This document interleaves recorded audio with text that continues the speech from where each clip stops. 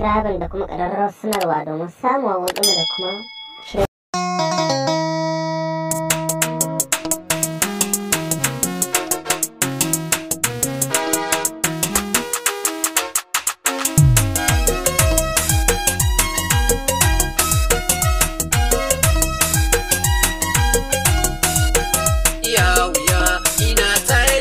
Abar kaunata duk rinsi duk wahala na so da ke zan jure.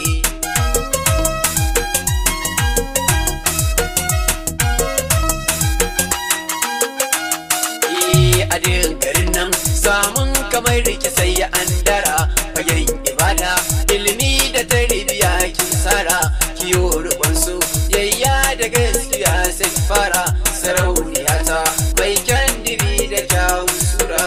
Duk rinsi duk wahala na so da ke zan jure.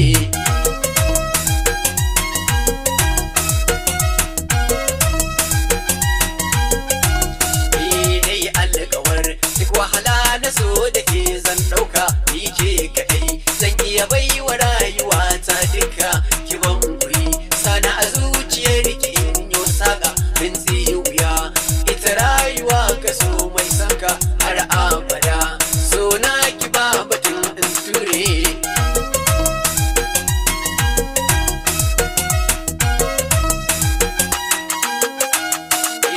Masoyiyata burin zuci in aure ki a koda yaushe burin idanun kalle ki in zama bari da jiki na ni ina marinki ni ban da burin da ya zarce in zamo angonki san so a ce gani gidanmu ni da ke mun tare.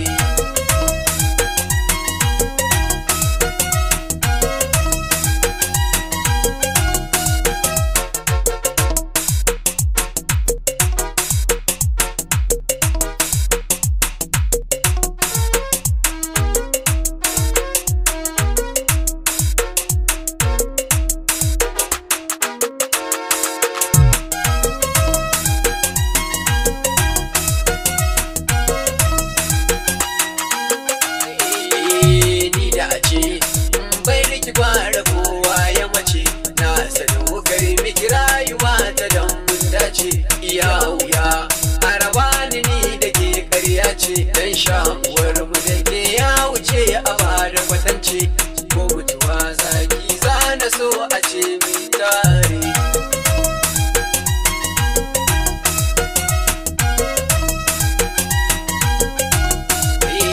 Na aminta da ke sayi ba muradin sarauniyata masoyiyata habibiyata jini da hantata ni ke kadai zan iya baiwa rayuwata duk rinsi duk wahala